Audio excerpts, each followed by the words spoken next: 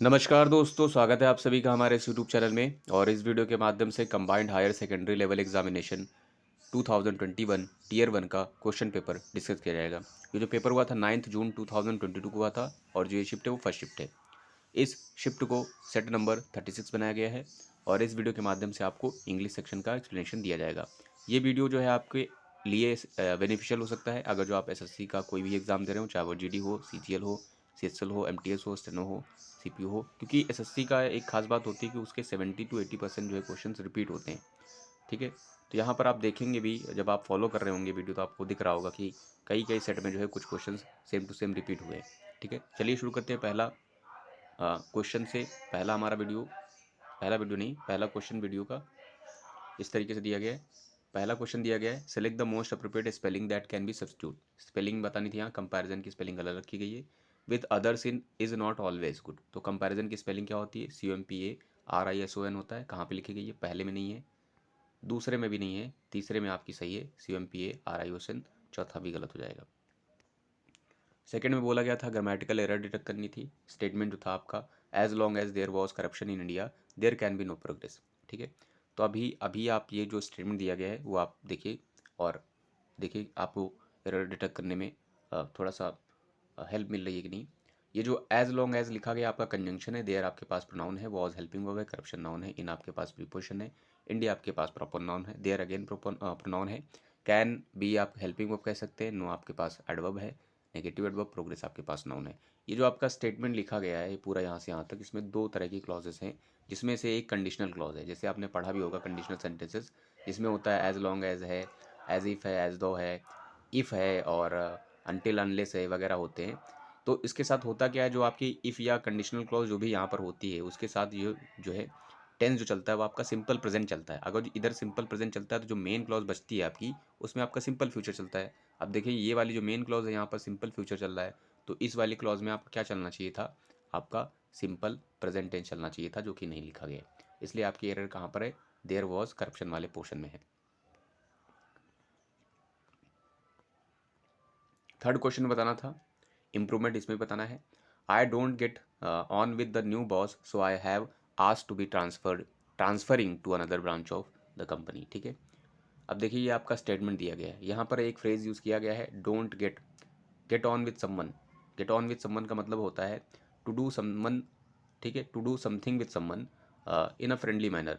But यहाँ पर क्योंकि डोंट लिखा गया है, इसका मतलब वो फ्रेंडली मैनर में नहीं है, जिसके कारण ये वाले रीज़न बोला गया है कि उसे दूसरी ब्रांच पे बात की जा रही है ट्रांसफ़र करने की। यहाँ बोला गया था जो सो लिखा गया है, सो आई हैव लिखा गया है, हैव के पास भी थर्ड होता है, उसके बाद टू रखा गया है और टू के बाद देखिए आईएनजी फॉर्म लगाया गया है। तो देखिए इस केस में टू के बाद आईएनजी फॉर्म नहीं होगा।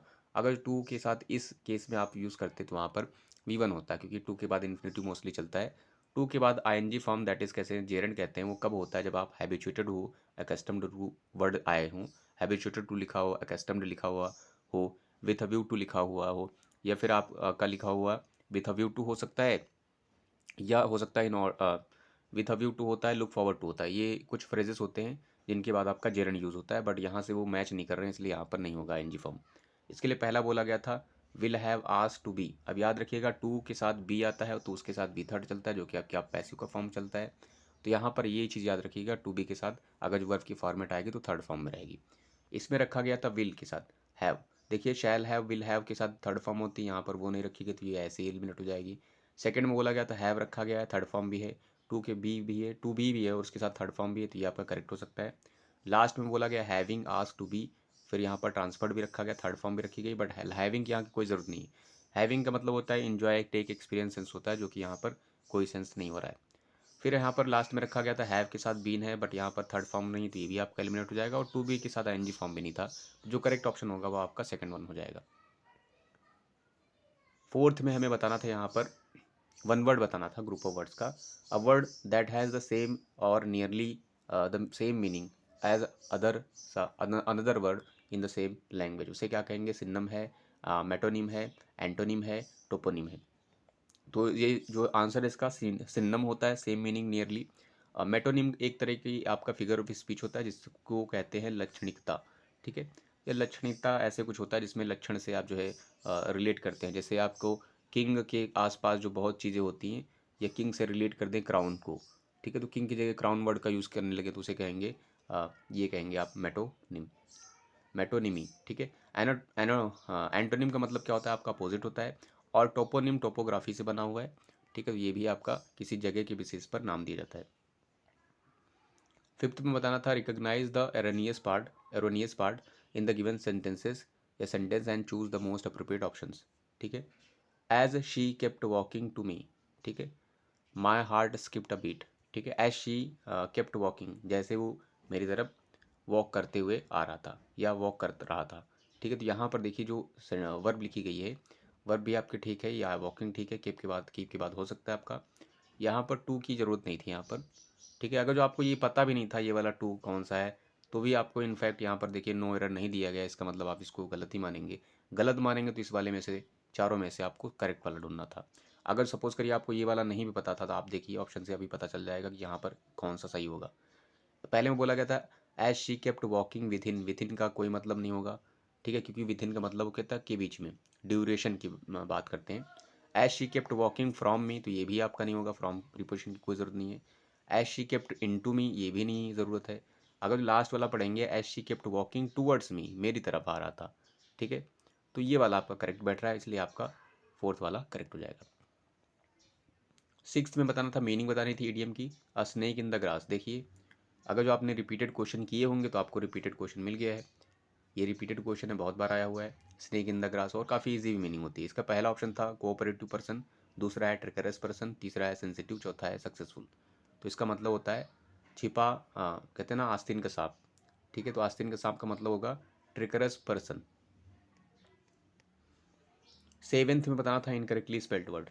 इनकरेक्टली स्पेल्ड वर्ड में पहला है मेरिटोरियस है, दूसरा है ट्रामेटिक, ट्रॉमेटिक है, और चौथा है, सॉरी, तीसरा है स्टिग्मेटिक, और चौथा है आपके पास जो स्पेलिंग लिखी गई है पूरी की पूरी स्पेलिंग ही लिखी गई है, तो इसका प्रोनाउंसिएशन पता नहीं क्या होगा, ठीक है। अगर जो पहला वाला देखेंगे आप, पहला वाला जो देखेंगे आपका मेरिटोरियस, तो ये आपका एडजेक्टिव है, और मेरिटोरियस का मतलब मेरिट से बनाया गया है। मेरिट का मतलब क्या होता है, मेरिट मतलब आपको पता होगा जो मेरिट धारक होता है, यानी जिसमें बहुत सारे गुण होते हैं उसे कहेंगे। इसके लिए दूसरा वर्ड आप प्रेज वर्थी कह सकते हैं, ठीक है, प्रेज वर्थी कह सकते हैं, लाउडेबल कह सकते हैं, ठीक है, कमेंडेबल भी कह सकते हैं। ट्रोमैटिक जो रखा गया ये भी आपकी सही स्पेलिंग है। इसका इसका मतलब होता है असडन जो है कह सकते हैं इमोशनल शॉक, शॉक कह सकते हैं एक तरीके से, झटका, ठीक है, traumatic, traumatic.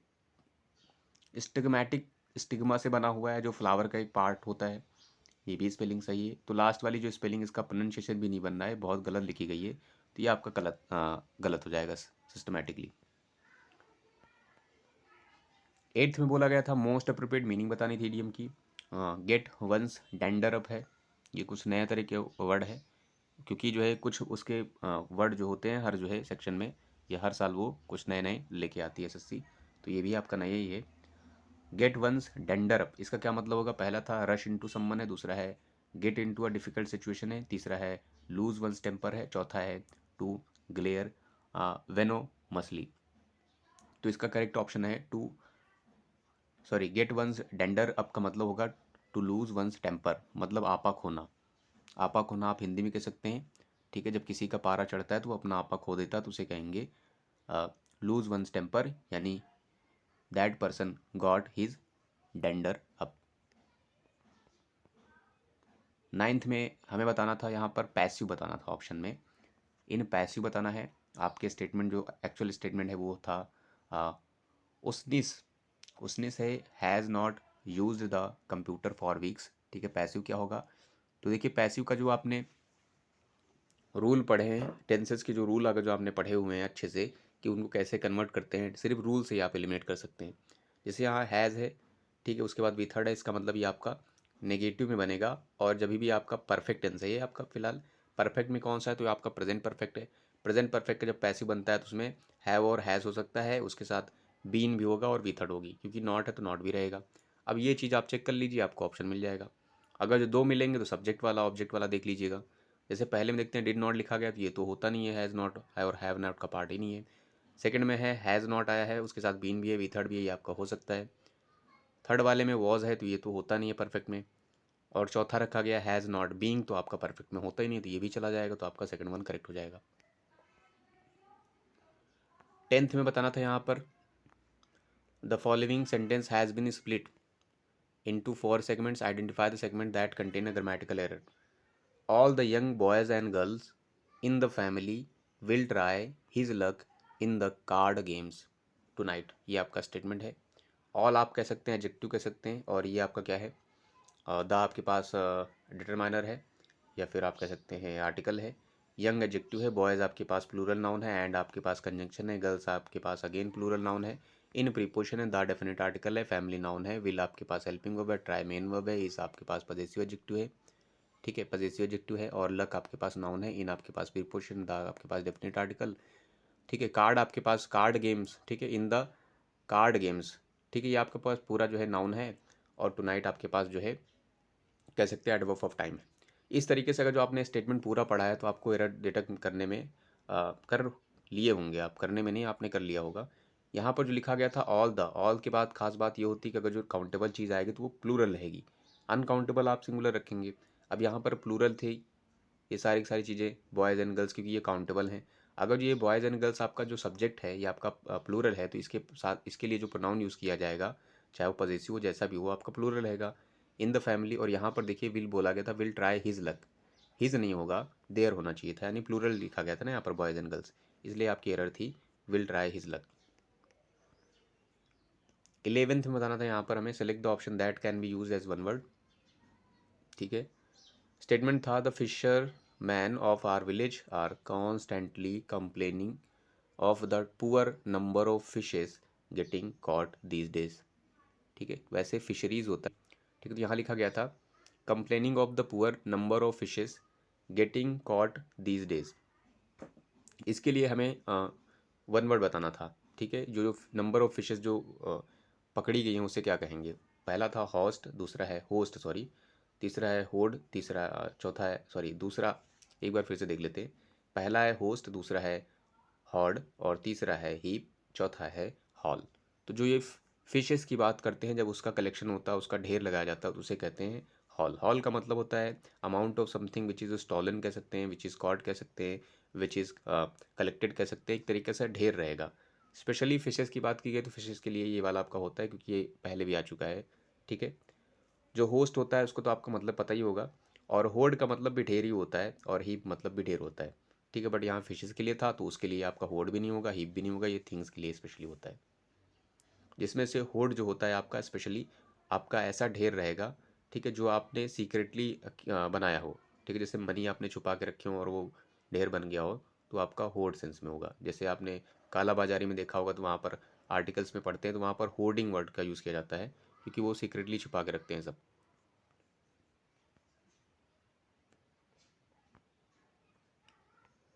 Select the most appropriate option to fill in the blank, ठीक है। The world is constantly living in risk, risk में रह रहा है लगातार, अनसर्टेनिटी है, अनिश्चितताएं हैं, एंड फियर ऑफ डेथ है, और फियर भी है। किस चीज़ का फियर है, लाइफ का फियर है, बॉडी का फियर है, नेचर का फियर है, डेथ का फियर है। जाहिर सी बात, सारी नेगेटिविटी बात कर रहे हैं तो यहाँ पर फियर किसका रहेगा, लाइफ में जब रिस्क है, लिविंग की रिस्क है, अनसर्टेनिटी है, तो फियर किसका रहेगा, डेथ का रहेगा आपका।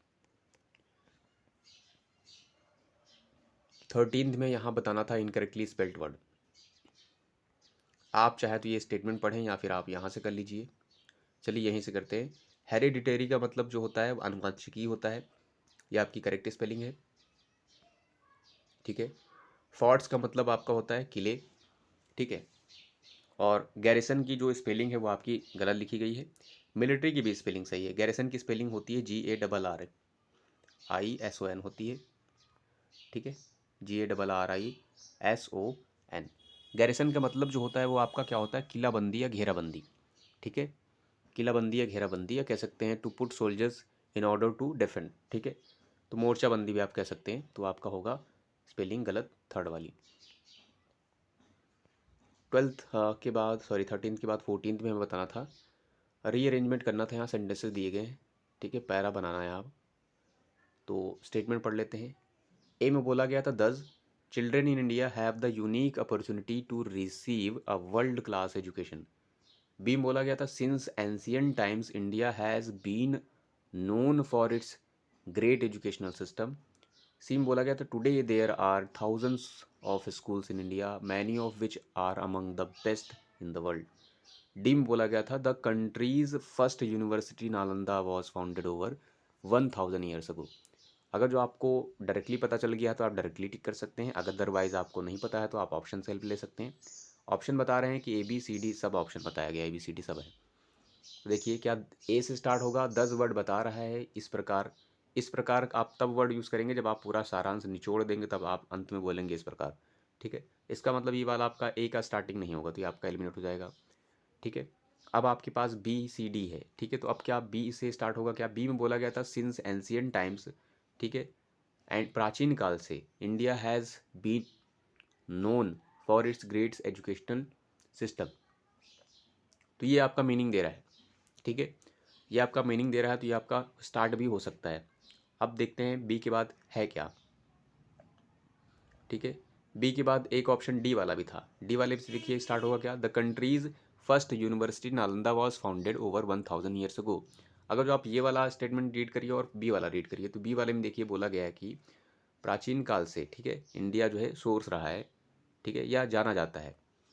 बी वाला स्टेटमेंट आपका ज़्यादा बेटर हो रहा है। और बी वाला जो स्टेटमेंट आप बोलेंगे उसके बाद आप बोलेंगे डी वाला। बी बोलने के बाद आप क्या बोलेंगे, डी बोलेंगे। डी फिर बोलेंगे, क्या बोलेंगे कि जो कंट्री की पहली यूनिवर्सिटी इसलिए जो आपकी हुआ करती थी या है हुआ करती थी, नालंदा, जिसकी स्थापना 1000 साल पहले हुई थी। तो आपका बी के बाद डी बनेगा। फिर बी के बाद डी के बाद आपका फिर क्या आ जाएगा, सी आएगा। सी मीनिंग भी दे रहा है, आप रख के देख लीजिए।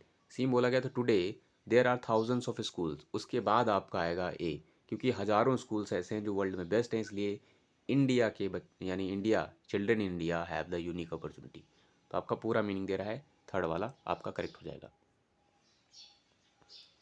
15th में बताना था हमें यहाँ पर, select the sentence which has no spelling error. Pneumonia can be treated at home. Pneumonia की स्पेलिंग देख लीजिएगा, स्पेलिंग गलत लिखी गई है। इसका मतलब है निमोनिया की स्पेलिंग चेक करनी है। इस वाले में ये दी गई है और इस वाले में ये दी गई है और इस वाले में ये दी गई है। तो निमोनिया की जो स्पेलिंग होती है वो होती है PNEU, न्यूमोनिया MONIA होती है। पी इसमें साइलेंट होता है। निमोनिया एन के बाद यू भी होता है, NEU किसमें है, पहले वाले में नहीं है, सेकंड वाले में दिया गया था PNEUMONIA, तो ये वाली करेक्ट हो जाएगी, बाकी सब रॉन्ग है। जैसे आपकी स्पेलिंग होती है सुनामी की, इसमें टी साइलेंट होता है, TSUNAMI। ठीक है, 16th में बताना था ससेप्टिबल जो वर्ड था इसका एंटोनिम बताना था। ससेप्टिबल का मतलब क्या होता है, which can be easily affected. ठीक है, इस इजिली डैमेज्ड और अफेक्टेड आपका हो सकता है। ठीक, जो आसानी से जो है अफेक्ट किया जा सके, घायल किया जा सकते, डैमेज किया जा सके, उसे कहेंगे ससेप्टिबल। ये आपका एडजेक्टिव है। हिंदी में से कहेंगे अति संवेदनशील। इसके लिए आपका स्टेटमेंट दिया था और इसमें से कुछ वर्ड ढूंढने गए थे, यहाँ पे रखे गए ऑप्शन पे, तो ये ऑप्शन वाले वर्ड ले लेते हैं। पहला रखा गया था क्लेम्ड, दूसरा है प्रेसिडेंट, तीसरा है इम्यून, चौथा है प्रोजिक्यूशन। ठीक है, तो क्लेम्ड का मतलब होता है क्लेम करना, दावा पेश करना, जबकि ये ससेप्टिबल से नहीं मैच कर रहा है, अपोजिट में। प्रेसिडेंट मतलब राष्ट्रपति होगा, ये भी आपका नहीं मैच कर रहा है। इम्यून का क्या होता है, इम्यून का मतलब होता है, इम्यून आपकी जो है इम्यून सिस्टम होता है या फिर ऐसे कुछ ठीक है केमिकल्स होते हैं जो आपको क्या करेंगे, आपको स्ट्रांग बनाएंगे। ठीक है, तो यहाँ पर अगर जब इम्यून का मीनिंग जाएंगे तो हो जाएगा दैट हेल्प्स अस, या which can not be easily affected. ठीक है, जिससे आप आसानी से अफेक्ट ना हुआ जो आपके अंदर इम्यून है। ठीक है, तो ये आपको रक्षा प्रदान करेंगे। तो यहाँ पर आपका ससेप्टिबल का जस्ट अपोजिट बन रहा है, यहाँ पर इजीली अफेक्ट हो जाएंगे। अगर जो इम्यून है तो वो आपका इजीली नहीं होगा, तो एक दूसरे से अपोजिट बन रहे हैं, तो ये आपका करेक्ट हो जाएगा। और जो लास्ट रखा गया था प्रोजिक्यूशन, इसका मतलब होता है आरोप लगाना या अभियोग लगाना। अभियोग लगाना आप कह सकते हैं। 17th में सिनोनिम बताना है वर्ड का। ठीक है, ये रिनॉन्स वर्ड था, इसका सिनोनिम बताना था।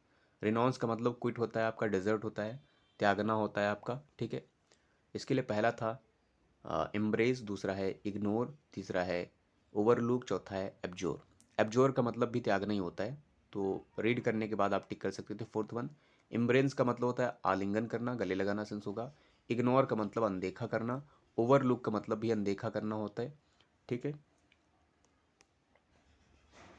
18th में इनकरेक्टली स्पेल्ड वर्ड बताना था, इमिग्रेशन, एडमिनिस्ट्रेशन, एडमिशन और एक्सप्लॉयटेशन। तो इमिग्रेशन की स्पेलिंग सही है और एडमिनिस्ट्रेशन की भी स्पेलिंग सही है, एडमिनिस्ट्रेटर है यहाँ पर।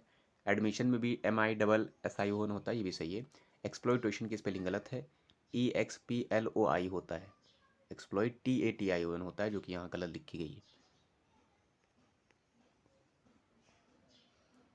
19th में बताना था यहाँ पर ऑप्शन सब्स्टिट्यूट अंडरलाइन सेगमेंट बताना है। Substitution, a dishonest employee plays fast with his boss. तो प्लेज फास्ट आपका थोड़ा सा इनकम्प्लीट सेंस दे रहा है, तो इसकी जगह कौन सा आपका जो है फ्रेज आएगा या इडियम आएगा वो आपको बताना था।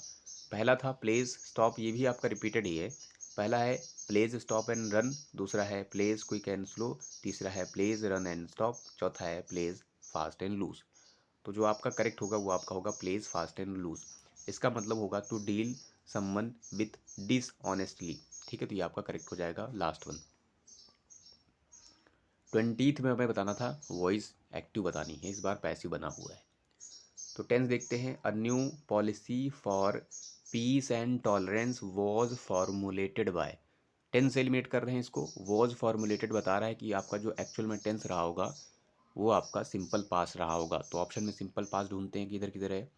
पहले ऑप्शन में हेल्पिंग वर्ब किधर है, ये आपका लिखा गया है मेंबर फॉर्मुलेटेड, ये आपका लिखा गया है आपका सिंपल पास्ट है, मे भी हो सकता है क्योंकि ये सिंपल पास्ट है। दूसरे में बोला गया था हेल्पिंग वर्ब यहाँ पे रखी गई वर्ब फॉर्मुलेटेड, ये आपका सिंपल पास्ट नहीं है क्योंकि सिंपल पास्ट में V2 होती है। थर्ड में बोला गया है आपका यस्टरडे वर्ब फॉर्मुलेटिंग, ये भी नहीं है आपका।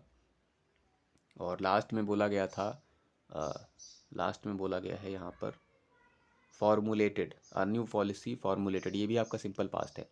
अब दो ऑप्शन मिल रहे हैं, तो क्या करेंगे, अब नाउन यानी सब्जेक्ट और ऑब्जेक्ट वाला देखेंगे।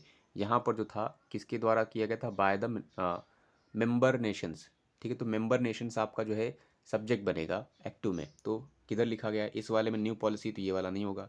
इस वाले में मेंबर ऑफ नेशंस लिखा गया है, तो ये आपका करेक्ट हो जाएगा फर्स्ट वन।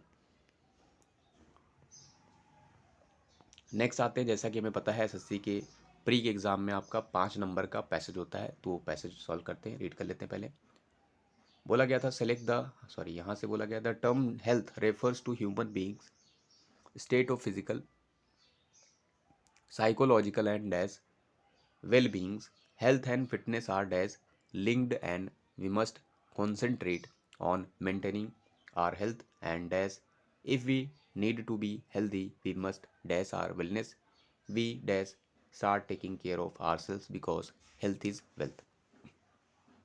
अब आते हैं पहले क्वेश्चन पर। 21 नंबर में पहला फिलअप है, the term health refers to human beings state of physical psychological and dash wellbeing. पहला था इसके लिए political psychological and cultural, psychological and social and economic. तो इकोनॉमिक तो वर्ड ऐसे भी नहीं बैठ रहा है आपका। अब बचा है क्या, पॉलिटिकल की बात की गई है, ये जो हेल्थ का रेफर करता है तो ये पॉलिटिकल भी नहीं होगा, कल्चर होगा, कल्चरल भी नहीं होगा, आपका सोशल हो जाएगा। हेल्थ मतलब आपकी 3 चीज़ें यहाँ पर स्टेट को बताएंगी, फिजिकल, साइकोलॉजिकल और सोशल। नेक्स्ट में आते हैं 22 नंबर में बताना था हमें, यहाँ पर बताना था health and fitness are linked and we must concentrate on maintaining our health. ये एक दूसरे से लिंक्ड है, ठीक है, इसलिए हमें कंसंट्रेट करना चाहिए इनको मेंटेन करने में। कैसे लिंक्ड हैं ये, डायमेट्रिकली लिंक्ड हैं, एक्सप्लिसिटली लिंक्ड हैं, सोलली लिंक्ड हैं, इनएक्सट्रिकेबली लिंक है। तो डायमेट्रिकली का मतलब होता है कंप्लीटली, बट ये अपोजिट सेंस में होता है। अपोजिट मतलब जब कोई अपोजिट चीज़ बताई जा रही हो, जैसे कहें कि जो है कार जो है बैलगाड़ी से एकदम अलग है, तो एकदम मतलब बिल्कुल अलग है, तो वहाँ पर आएगा जो है आपका डायमेट्रिकली अपोजिट, वो सेंस में होगा। बट यहाँ पर आपका पॉजिटिव सेंस हो रहा है, वो सेंस हो नहीं रहा, तो ये आपका एलिमिनेट हो जाएगा। एक्सप्लिसिटली का मतलब क्या होता है, एक्सप्लिसिटली इसका मतलब होता है क्लियरली, ठीक है। Health and fitness are clearly linked, तो ये आपका क्लियरली लिंक्ड के लिए तो नहीं है सही, तो ये आपका एलिमिनेट हो जाएगा। सोलरली का मतलब होता है एक रूप में, तो ये आपका ये भी नहीं बनेगा।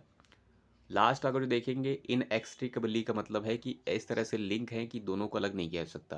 तो यहाँ पर आप देखेंगे health and fitness are inextricably linked and we must concentrate, तो ये आपका करेक्ट बैठेगा फोर्थ वन। 23rd में बताना था हमें, थर्ड फिलअप, ठीक है। यहाँ पर बोला गया था maintaining our health and dash, ठीक है, linked and we must concentrate on maintaining our health and dash fitness. यहाँ पर फिटनेस की स्पेलिंग रखी गई है, फाइननेस है, फैटनेस है, तो क्या होगा, फिटनेस की स्पेलिंग पहली वाली सही है। फ्लैटनेस की कोई ज़रूरत नहीं थी, फाइननेस की भी ज़रूरत नहीं है, फैटनेस की भी ज़रूरत नहीं है, फिटनेस हो जाएगा। 24th नंबर में बताना था हमें, if we need to be healthy we must dash our wellness, ठीक है। तो हमें करना चाहिए आवर वेलनेस को, ठीक है, अगर जो रहना चाहते हैं हेल्दी। परसीव करना चाहिए, कंसिडर करना चाहिए, प्रायोरिटाइज करना चाहिए, फोर्सी करना चाहिए। परसीव का मतलब होता है टू लुक करना होता है, सी करना होगा, देखना समझना सेंस होता है, तो यहाँ वो सेंस आपका नहीं हो रहा है। कंसिडर का मतलब सोच विचार करना, ये भी नहीं हो रहा है। प्रायोरिटाइज का मतलब होता है प्राथमिकता देना, और फोर सी मतलब जो है एक तरह से अनुमान लगाना वगैरह होगा। तो यहाँ पर देखिए, if you want need to be healthy we must prioritise our health wellness, तो हमें वेलनेस को प्रायोरिटी देनी पड़ेगी। तो ये आपका मीनिंग क्या होगा, थर्ड वाले से मीनिंग निकल रही है। 25th में है और लास्ट वन नंबर है हमारा, ठीक है। We must dash our wellness, we dash start taking care of our self because health is wealth, इसलिए यहाँ पे लास्ट में बोला गया था वी डैश। यहाँ पर देखिए एक अच्छी बात बोली गई है, start taking care of our self because health is wealth की बात की गई है। तो यहाँ पर कौन सा हेल्पिंग वर्ब आएगी, वी मे है, वी मस्ट है, वी कुड है, वी कैन। तो जो करेक्ट आपकी बैठेगी हेल्पिंग वर्ब वो आपकी क्या होगी, वी मस्ट, ठीक है। मोरल ऑब्लिगेशन यहाँ शो किया जा रहा है वी मस्ट, तो आपका करेक्ट बैठेगा आपका second one. So I hope इस वीडियो के माध्यम से आपने कुछ ना कुछ जरूर सीखा होगा। So thanks for watching this video.